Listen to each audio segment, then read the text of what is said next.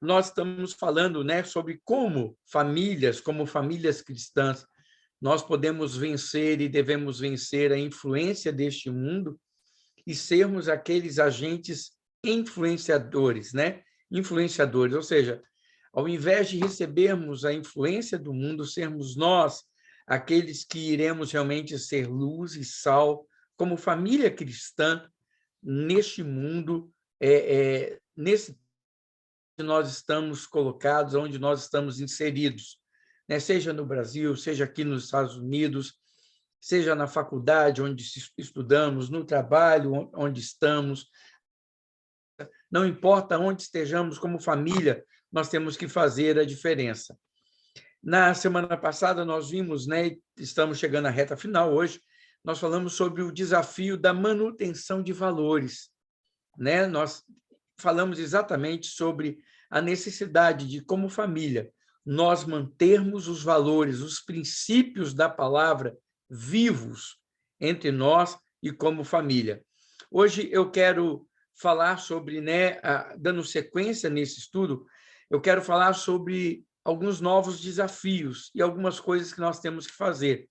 E o desafio que eu quero falar hoje é o desafio de buscarmos um relacionamento familiar conforme a vontade de Deus. É nós buscarmos, como família, um relacionamento dentro da vontade do Senhor. Em que sentido? Nós já vimos que, como família, nós vamos enfrentar os mesmos problemas que toda família enfrenta. Independente de sermos cristãos ou não, nós somos como uma família qualquer. Lembra que nós já falamos sobre isso?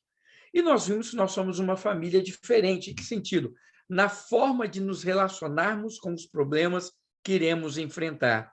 Então, como família cristã, nós também temos que vencer os problemas deste mundo e a influência deste mundo com um padrão de relacionamento entre nós, seja ele conjugal, né, marido e mulher, seja ele filial, pais e filhos, fraternal, entre irmãos, vivencial, entre a vizinhança, colegas e etc. Nós temos que ter um padrão diferenciado em relação a como nós vivemos este relacionamento. Um relacionamento que não pode ser o mesmo que o mundo tem como padrão, que o mundo faz normalmente. Não, o nosso padrão ele tem que ser mais elevado. Em Mateus, capítulo 5, 20, diz assim, olha só que interessante.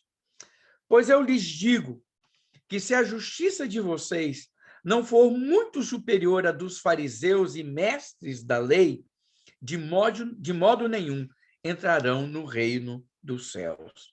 Ou seja, como família cristã, nós não podemos viver apenas aquilo que é o normal. Sabe, quando a gente lê esse versículo, a gente tem que entender o seguinte, os fariseus, eles davam dízimo até do cominho. Eles separavam, vamos botar assim, 10 folhinhas, tiravam uma para dar de dízimo. Ou seja, aquela justiça, uma justiça humana, mas é uma justiça muito forte. E Jesus vem e ele fala, e ele traz, ele aumenta o nível disso. Ele fala, olha, se os fariseus são justos, se os religiosos fazem essas coisas com justiça, fazem se empenhando para serem justos, eu quero dizer a vocês o seguinte, a justiça de vocês tem que ser maior do que a justiça deles. Ou seja, nós, como família cristãs e convertidas, famílias que realmente experimentam de um relacionamento pessoal com Jesus, nós não podemos apenas viver, sabe, esse molde de família cristã que às vezes é instituído, de irmos para a igreja, de estarmos juntos. Não, nós temos que viver a essência disso na sua totalidade. Nós temos que experimentar e ter um relacionamento que realmente faça a diferença. Nós não podemos viver na mediocridade. Nós não podemos ter um relacionamento conjugal medíocre, mediano, sabe, dentro da média. Não, irmãos. Nós somos feitos para termos um relacionamento familiar de excelência. É isso que é interessante a gente ver aqui. O nosso padrão tem que ser superior. A nossa justiça tem que exceder a isso que o mundo tem como o melhor. Nós temos que falar assim, não, eu tenho que ser exemplo. A minha família tem que ser exemplo. E quando eu falo a minha família, aí eu coloco, começa onde essa família? No meu relacionamento conjugal. O meu relacionamento conjugal tem que ser o melhor possível. Eu tenho que me empenhar, eu tenho que me esforçar, eu tenho que me dedicar para que o meu casamento seja um casamento realmente exemplar. Sabe? Não apenas na frente da igreja. É muito triste isso. É muito triste quando a gente conversa com pessoas, com esposas ou esposos, mas isso, infelizmente, acontece mais com esposas.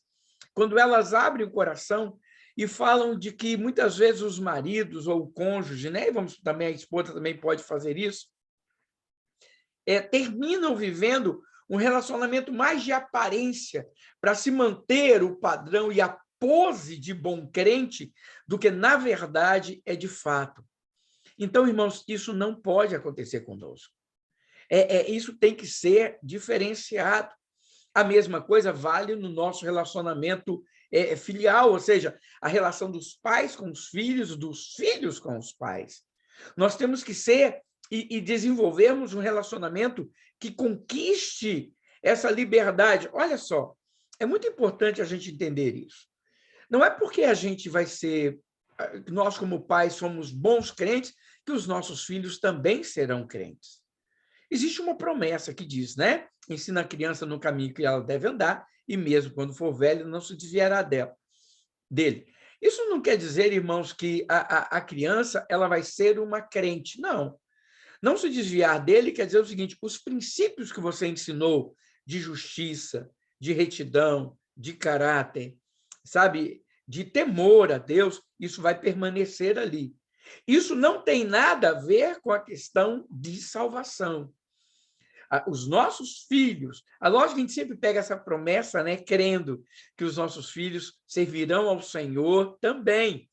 Mas essa promessa ensina a criança no caminho que ela deve andar, ou seja, quer dizer que você vai ensinar a ela princípios que vão ficar guardados no coração dela e que não se perderão, não se percarão, perdão, que não serão perdidos no decorrer da sua história. Mesmo velho, ele sempre vai ter esse temor e sempre vai se lembrar daquilo. É claro que nós oramos para que os nossos filhos sejam salvos, que eles conheçam e experimentem de Jesus como Senhor e Salvador das suas vidas. Nós queremos que aquela promessa que Paulo falou para o carcereiro, né, também se concretize em nossa casa. Quando ele fala, olha, crê no Senhor Jesus e será salvo tu e a tua casa. Então, nós queremos que isso aconteça. Nós queremos e oramos para que isso aconteça, mas nós não podemos esquecer de uma coisa, que a salvação é individual. Cada um dará conta de si mesmo a Deus. Então, quando nós falamos de ter um relacionamento com filhos exemplar, isso não quer dizer que os nossos filhos eles serão crentes, que eles estarão na igreja, mas que dentro de um relacionamento entre pais e filhos, nós estamos vivendo um exemplo de relacionamento. A confiança, a honestidade, a franqueza, a cumprimento de palavra, a autoridade, a tudo aquilo que é necessário haver dentro do relacionamento. A mesma coisa dentro do relacionamento fraternal, dentro do relacionamento como irmãos que nós devemos ter uns com os outros. Ou seja, aquilo que eu vivo com meu irmão consanguíneo, aquilo que eu vivo dentro da minha casa, tem que ser diferenciado. Não pode ser algo simplesmente de qualquer maneira. A gente tem que se esforçar para isso. E também esse relacionamento vivencial, que quer dizer o quê? Se eu sou crente, a minha família, ela vai impactar e ela vai fazer a diferença na vida também dos meus colegas, as pessoas, da minha vizinhança, aonde eu estou. Sabe, queridos? É um padrão elevado? É. Mas Cristo não nos chamou para menos. O padrão que Cristo tem para nós não é um padrão baixo. Ele nos chamou para algo. Por isso que esse versículo, eu gosto muito, ele fala, olha, Pois eu lhes digo, se a justiça de vocês não for muito superior à dos fariseus e mestres da lei, de modo nenhum entrarão no reino dos céus. Vai ver a justiça dos fariseus e dos mestres da lei. Eles eram extremamente justos. Uma justiça aparente, uma justiça apenas que visava trazer sobre eles respaldo, glória humana, verdade, mas eles eram justos. Eles eram justos. E aí Jesus não falou que aquela justiça deles estava errada. O que Jesus falou é o seguinte: a nossa justiça tem que ser superior a deles. A nossa justiça tem que ser como a deles, de querer tudo correto, mas diferente da deles, de não querermos e não vivermos apenas uma aparência. Amados, e como nós vamos conseguir isso? Como que nós vamos conseguir vivermos isso? Irmão, só existe uma forma, através da experiência da fé e dependência de Deus. Nós não temos condição de fazermos isso por nós mesmos. Nós não temos condição de alcançarmos esse padrão baseados no nosso esforço, na nossa, sabe, no nosso conhecimento, na nossa sabedoria, naquilo que nós conseguimos fazer. Não, irmãos. Nós temos que ter fé e depender. Nós temos que fazer, sabe, eu cito muito esse versículo, mas é uma verdade. Aquilo que Jesus diz lá em João, capítulo 15, sem mim nada podeis fazer. Irmãos, nós temos que depender do Senhor. E, para tanto, nós precisamos aprender a cultivar alguns hábitos. O hábito sadio da comunhão com a palavra de Deus e também com a oração. Olha como a gente sempre volta a esse ponto. Olha como a gente roda, e a gente sempre volta vamos dizer, ao princípio básico que nós temos em mãos de como vivermos, de como termos uma família ordenada, uma família abençoada, uma família que realmente faça e viva o desafio de ter um relacionamento conforme a vontade de Deus. Como que nós vamos viver esse relacionamento conforme a vontade de Deus? Se a gente cultivar o hábito da palavra, a leitura da palavra. Primeiro, individualmente.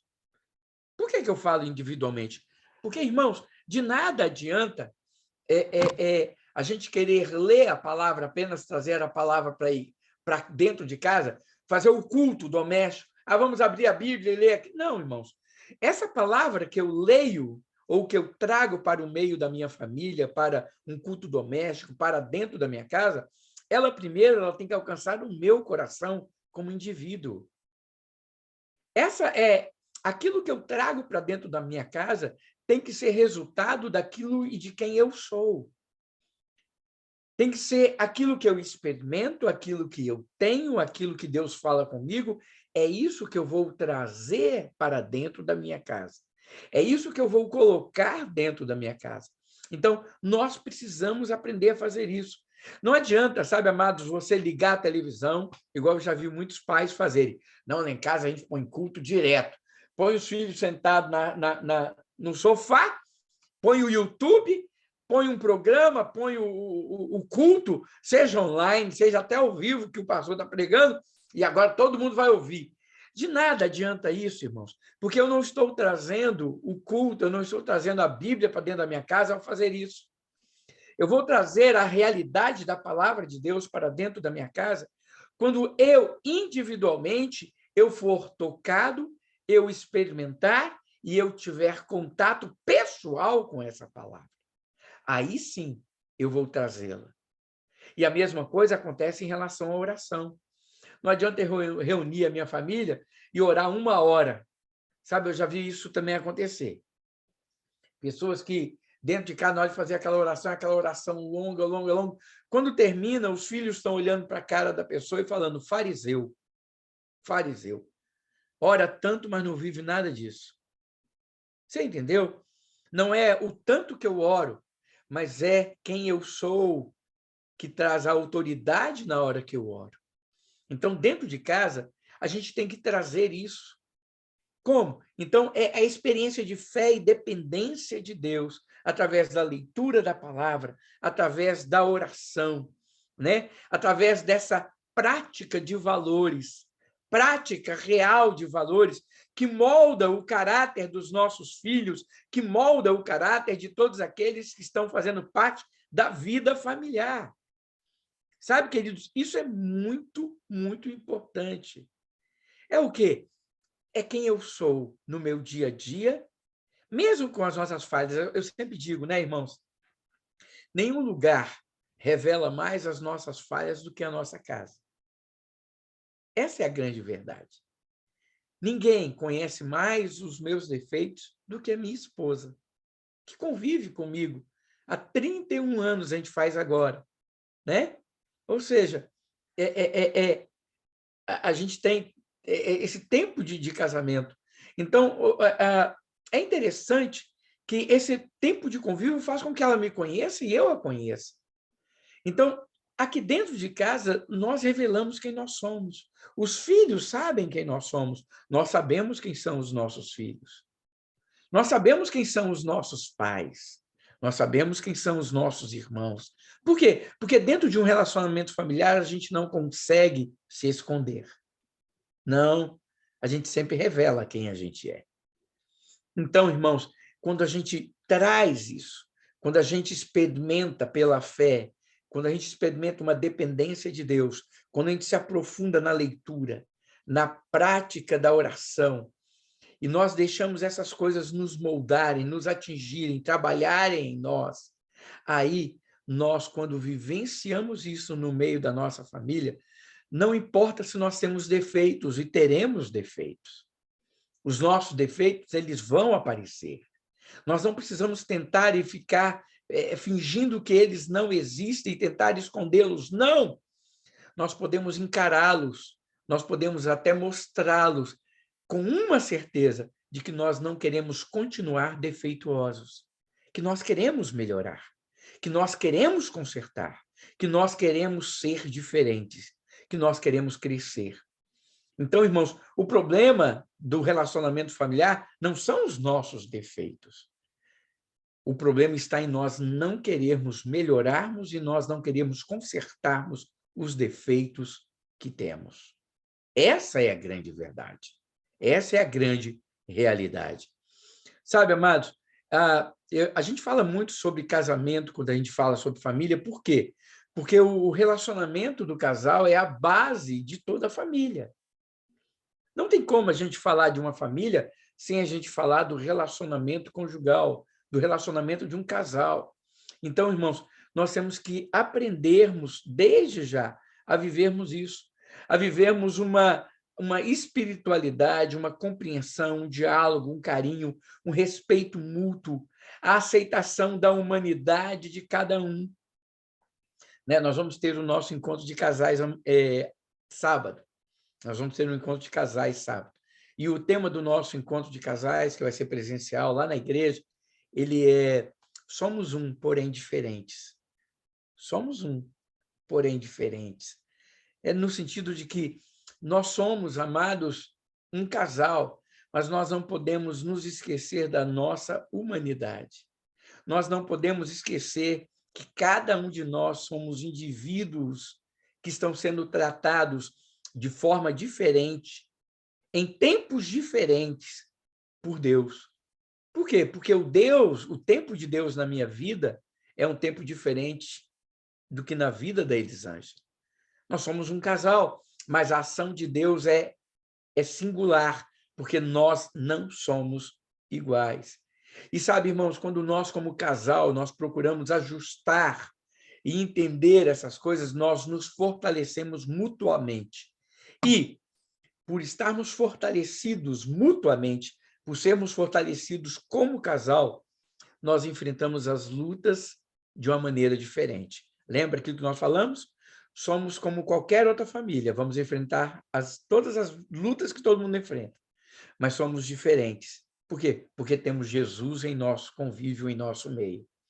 Da mesma forma, amados, o relacionamento com os filhos, ele tem que ser respeitoso, ordeiro, amoroso. Ele tem que ser altruísta, sabendo que os filhos, irmãos, não são nossos. Sabe? A gente tem que entender que nós somos mordomos. O que o mordomo faz? A mordomia, a doutrina da mordomia, ensina que nós somos tomadores de conta. É por isso que a Bíblia fala que os filhos são herança do Senhor. Em que sentido? É o Senhor quem nos dá. É herança dele, e não nossa. Filhos são herança do Senhor, e não minha herança. É herança do Senhor. E aí, quando eu entendo isso, eu entendo que o que eu tenho que fazer é tomar conta desse meu filho. Lógico que a gente vai amar, que a gente vai cuidar dele da melhor maneira possível, sempre isso deve acontecer. Mas, lembrando, irmãos, que eles não são nossos. Sabe? Mães, mamães, soltem os filhos. Papais, soltem os filhos. Eles não são nossos. Então, como que a gente deve tratá-los? Nós devemos tratá-los com amor, com carinho, mas também com altruísmo, sabendo o seguinte, olha, eles têm que seguir a vida deles. Não somos nós quem vamos determinar, que vamos fazer as escolhas. Nós podemos orientar, nós podemos aconselhar.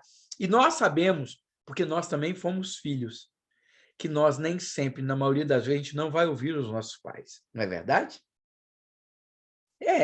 A gente fala dos filhos, né? Pensando, não, meu filho, eu quero que você... Lembra do que você já fez? Você ouvia seu pai? A gente ouvia muito mais a pessoa de fora, não é?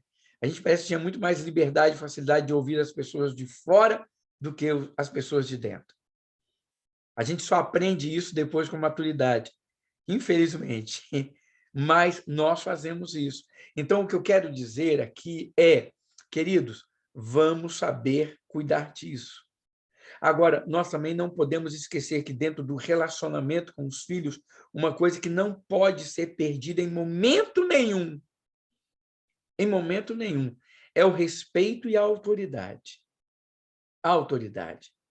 Enquanto os nossos filhos estão sob o nosso domínio, enquanto a idade deles permite, e nós sabemos que eles vão crescer, vão se tornar independentes, essa autoridade para dizer o que vai acontecer e como as coisas vão funcionar, isso deve existir. Sabe, essa coisa de muitos filhos acharem que porque eles trabalham, porque eles têm isso, porque eles têm aquilo, eles já têm direito. Não. Irmãos, se você quer mandar na sua vida, então vá viver a sua vida. Dentro da casa dos pais, enquanto você depende dos seus pais, a autoridade dentro de casa é dos pais. E vamos falar uma coisa, hoje nós estamos vendo isso mudar, não estamos? Os filhos mandam mais do que os pais. A vontade dos filhos dentro da casa são muito mais estabelecidas do que a vontade dos pais. Eles determinam até os gastos. Eles determinam até os gastos. Não são mais os pais quem determinam isso. Sabe por quê? Porque nós estamos perdendo a autoridade. E quando nós vivemos esse relacionamento familiar na dependência de Deus, com o padrão bíblico, com o padrão da oração, nós conseguimos ter essa autoridade. Lembrando que ter essa autoridade não quer dizer que eu vou ser um déspota, que eu vou ser um tirano, que eu vou ser um ditador. Não. Eu vou saber respeitar a liberdade do meu filho. Eu vou saber respeitar e ouvir o que o meu filho tem a dizer. E vou saber também impor aquilo que é necessário para o quê? Para a convivência dentro da nossa casa, ser uma convivência ordeira e dentro dos princípios que você, como pai, como mãe, estabeleceu. Isso é fundamental, irmãos. Isso é fundamental. E sabe, queridos, e nós devemos também, como eu estou falando, vivermos esse relacionamento, vivermos esse relacionamento dentro da vontade de Deus, na questão de, como família, mantermos firmes o nosso testemunho para os que estão de fora. Para os que estão de fora, para essas pessoas que são da nossa vivência. Todos que estão conosco, todos aqueles que convivem conosco, devem e deveriam falar e ter boas palavras sobre nós. A Bíblia fala que nós temos que ter um bom testemunho, tanto dos de dentro como dos de fora. Os de dentro são os da família da fé, os de fora são aqueles que convivem com a gente, né, no mundo. E eu vou dizer, como família, irmãos, nós temos que ter um bom testemunho, tanto com os de dentro, quer dizer, Dentro da minha casa, nós nos respeitamos, nós temos este bom testemunho. E esse bom testemunho também ele tem que alcançar do lado de fora. Ele tem que ser algo que as pessoas que convivem com a gente possam dizer: olha, eis aí uma família diferenciada. Eis aí uma família que está vivendo um relacionamento diferente. Por quê? Porque é uma família verdadeiramente cristã. Porque é uma família verdadeiramente cristã. Sabe, queridos, nós poderemos falar sobre muitos outros desafios como esse. Poderemos falar sobre o desafio da autoridade e responsabilidade, o desafio da vivência de uma vida simples. Irmãos, já perceberam como que nós, famílias, hoje a gente tem, parece que uma necessidade de provar para outra família que a gente tem mais condição e, de repente, a gente começa a fazer coisas que... Irmãos, a simplicidade em família, dentro de casa, é algo que nós temos que aprender a viver. O desafio de vivermos o amor ao próximo. Deixa eu fazer uma pergunta. Como família, não como indivíduo. O Elcio, indivíduo. A Elisângela, indivíduo. Né? Mas a minha filha, como família, qual foi a última vez que, como família, nós demonstramos amor para com alguém? Acolhemos alguém. Não é diferente? O Elcio é tão amoroso. Mas a esposa dele não é.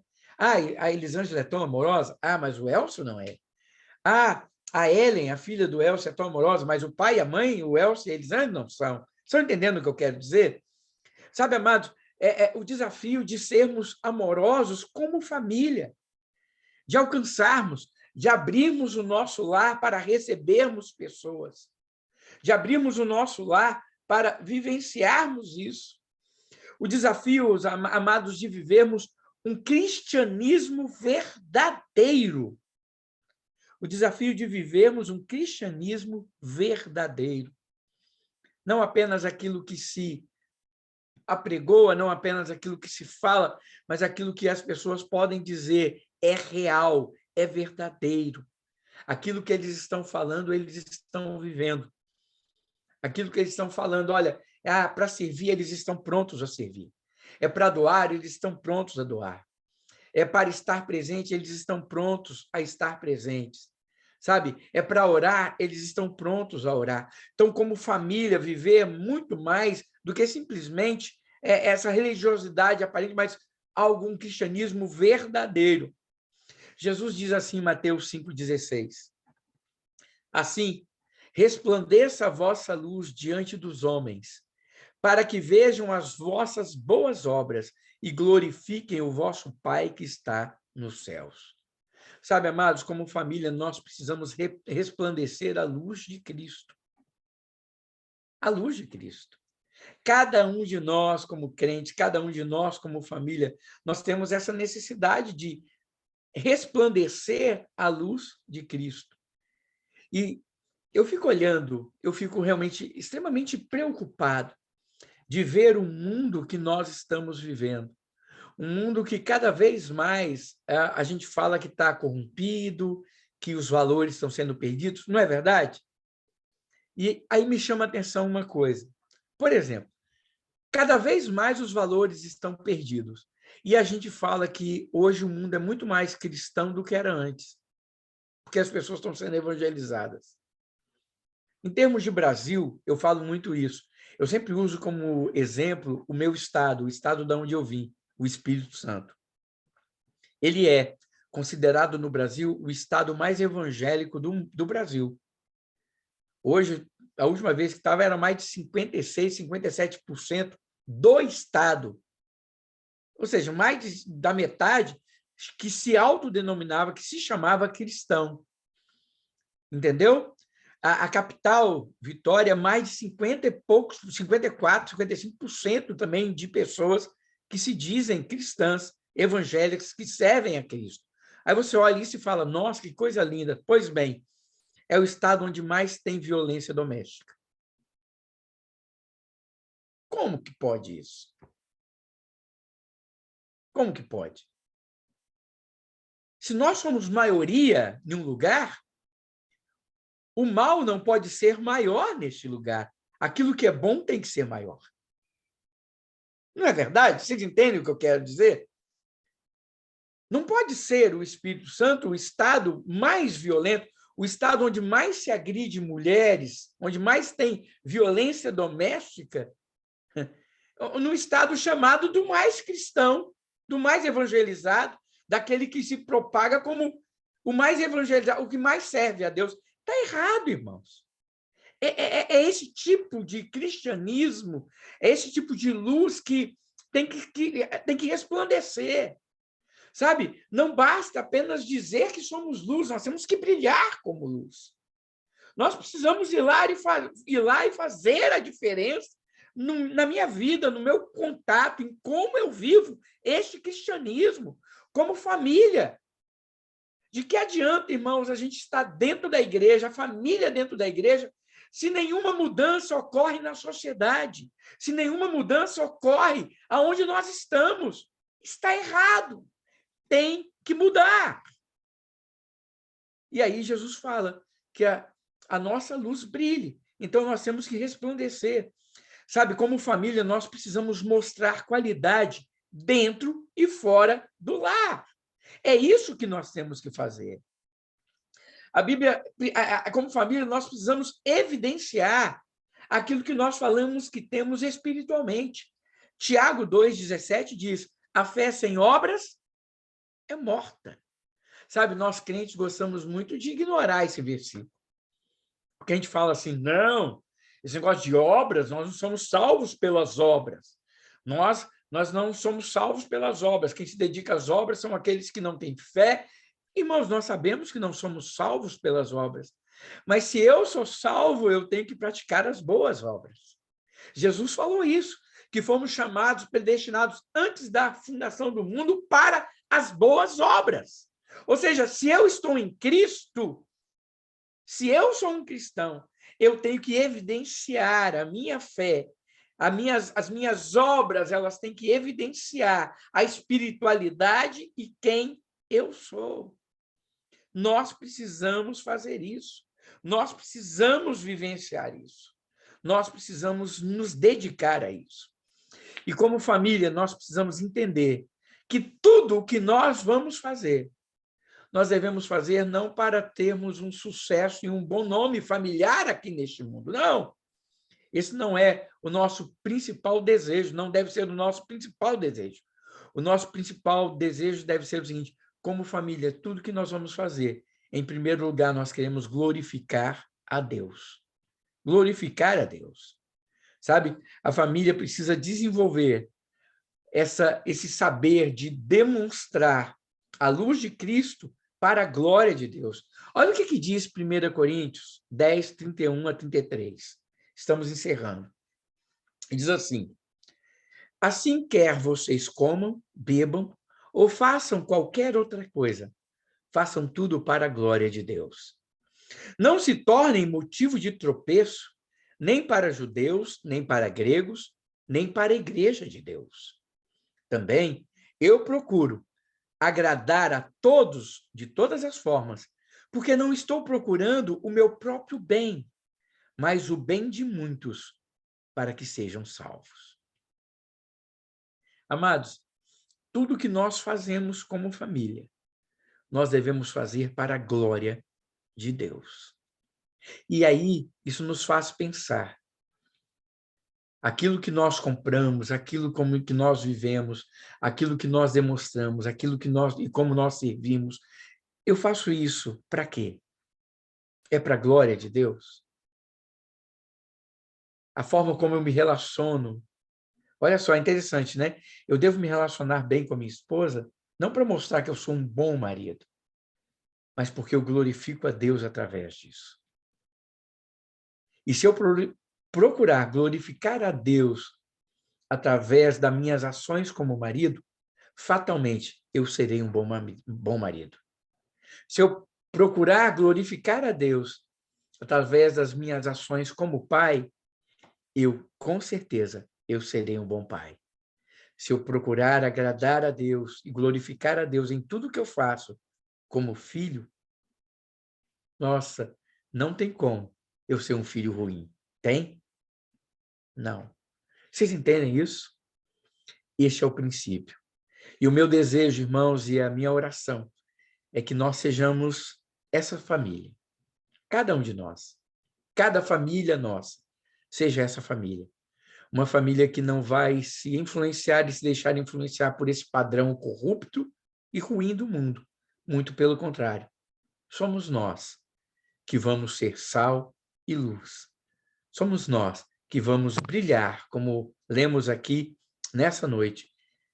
Assim resplandeça a vossa luz diante dos homens, para que vejam as vossas boas obras e glorifiquem a vosso Pai que está nos céus. Amém? Que Deus abençoe a cada um, que Deus abençoe as nossas famílias, em nome de Jesus. Quem quiser perguntar, falar, participar, por favor, fique à vontade. Oh, que joia! Estou vendo aí o Edson e a Eliege, né? Sejam bem-vindos. Então, gente, está aí franqueado para quem quiser falar, para quem quiser comentar, quem quiser acrescentar, esse é o momento. Mas um de cada vez, né? Eu sempre falo, né? Vocês ficam tudo afoitos para falar, então. Ninguém tem nada a acrescentar, ninguém tem nada a falar. Se não tiver, nós vamos orar encerrando. É simples assim.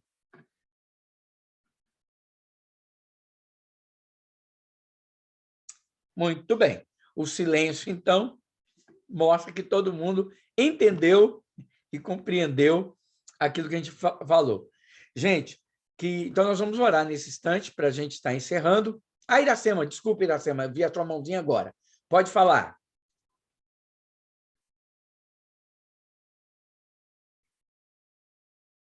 Iracema? Oi, estava tentando encontrar o microfone aqui. Aí, desculpa, pode falar, Iracema. Você falou uma coisa aí muito certa, que é realmente a gente não costuma se dar conta. Eu gostaria que você repetisse essa frase para mim, que é uma frase, eu acho que você deveria dizer assim, todo mês. Qual é? É que o problema no casamento não é os nossos defeitos ou os problemas ali que são criados, mas a inabilidade da gente querer reconhecer e querer mudar. Como foi que você falou? Você falou uma frase curtinha. Ai, olha, não me faça tentar lembrar o que eu falei. Algumas frases dessas, elas saem assim, né? Não, mas a ideia é exatamente essa. É que aí, tá vendo? Já não vai sair igual, Iracema, nunca sai. Mas o princípio é que o nosso problema realmente, a grande dificuldade, não é dentro das nossas casas, dentro do relacionamento conjugal, não são os nossos defeitos. Eles vão existir, né? A grande questão está em como nós vamos lidar com esses defeitos, em como nós vamos suportar e esperar que essas ações, que aquilo que precisa ser feito, seja tratado. Então, problemas vão existir. As dificuldades, os problemas, eles vão se evidenciar dentro da nossa casa, dentro do nosso relacionamento conjugal, eles vão aparecer. Mas é esse o problema? É isso? Não, não é isso.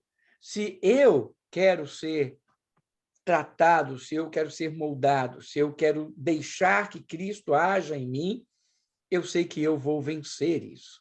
E nós precisamos ter paciência e esperar o agir de Deus na vida do nosso cônjuge. Amanhã, sábado, nós vamos falar mais detalhadamente sobre isso, sobre essas diferenças que nós temos e como nós precisamos aprender a lidar com elas. Mas essa é uma verdade. Eu sei que não saiu igual eu falei a primeira vez, Iracema, mas a ideia, o princípio é esse. Eu gostei tanto, eu vou quando eu ouvir no YouTube de novo, eu vou escrever. Aí. Porque foi uma frase bem curtinha. Aí, tá vendo? Mas bem impactante, bem assim, revelador, né? Amém. Porque então, é verdade, a gente tem defeito, mas ninguém quer reconhecer que a gente tem aquele defeito e que a gente precisa mudar. Exato. Deixa eu te falar, quando você pegar essa frase que você gostar, manda para mim então, tá? Mando. Ué, porque, não, eu vou ser sincero, quando a gente está falando, a gente fala muita coisa que simplesmente vem no coração da gente. Então, para repetir, voltar à memória, a gente lembra do princípio, mas as mesmas palavras, geralmente, é quase impossível, depois de ser falado, repetir, a não ser algo que esteja escrito. Como não estava nada disso escrito, foi simplesmente falado, fica muito complicado a gente lembrar. Mas amém, que bom que a ideia do princípio ficou. E eu concordo com você. É muito importante isso. Tá certo? Amém? Vamos continuar. Mais alguém quer falar alguma coisa? Mais alguém? Aí, Eliege, abriu aí o microfone. Já tá com vergonha. Só um minutinho, desculpa, gente. Então...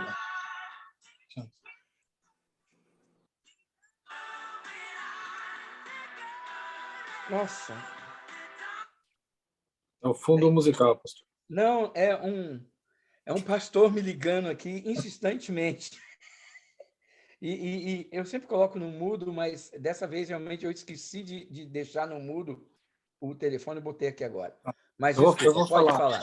Na verdade, assim, o senhor fez um comentário, né, que às vezes, né, toda a pregação só acaba voltando num assunto básico, que é a questão da oração e intimidade com o Senhor, né? E assim, a gente vê, eu estou falando por mim, né, como às vezes é difícil você manter, né, às vezes você começa num propósito e sempre tem algo assim, né, para tirar a gente, né, desse propósito e distrair a gente, né? Porque realmente, né, é uma coisa que se você for fiel naquilo, se você for fiel no básico, que é oração, intimidade com o Senhor, realmente o resto vem com muito mais, vamos dizer assim, facilidade, intensidade na nossa vida, né?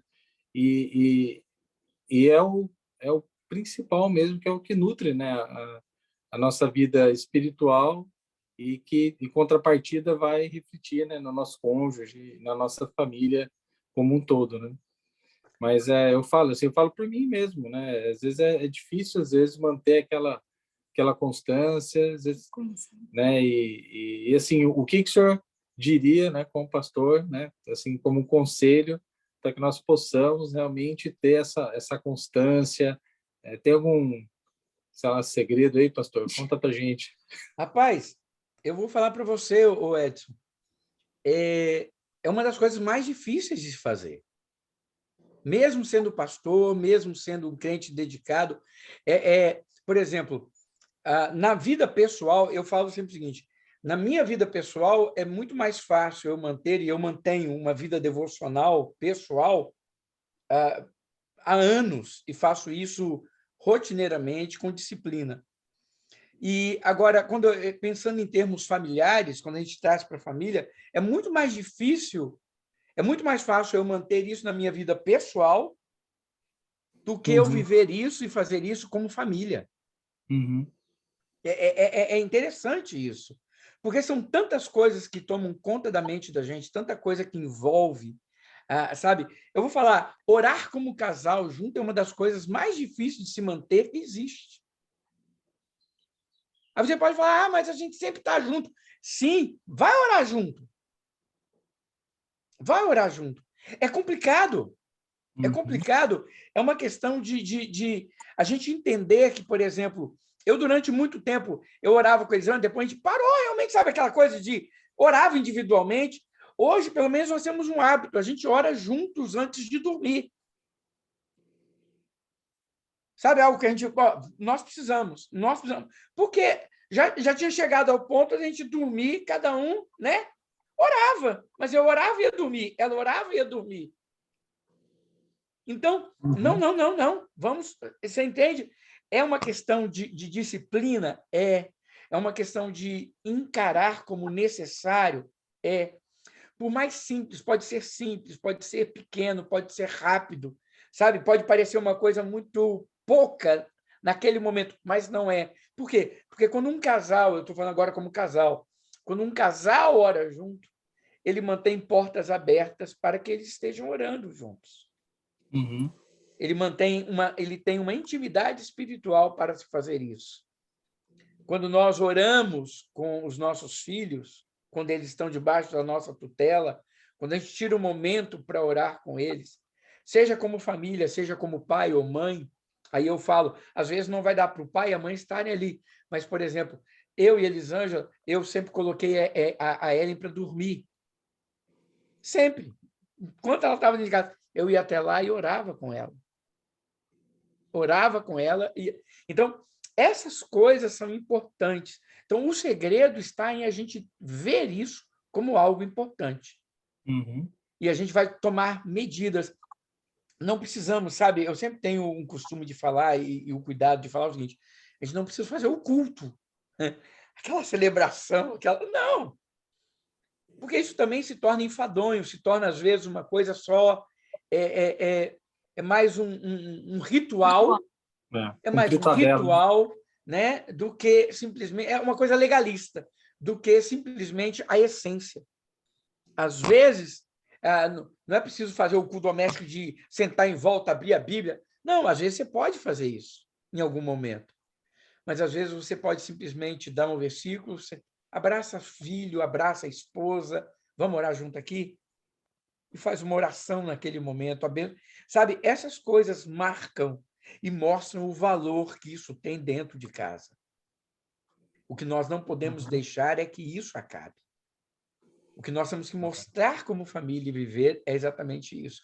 Então, nada vai para frente se nós não tivermos isso. Essa é a grande realidade. Por isso que eu falei, a gente sempre vai voltar a esse básico. Mas o que é, né? Eu sempre falo, o feijão com arroz da vida cristã. Palavra e oração. É a base. É a base de toda a nossa fé. Como que eu sou dependente de Deus? Eu aprendo dependência através da leitura da palavra e através da submissão da oração. Uhum. Né? Então, isso, para mim, é o segredo. Amém. Amém?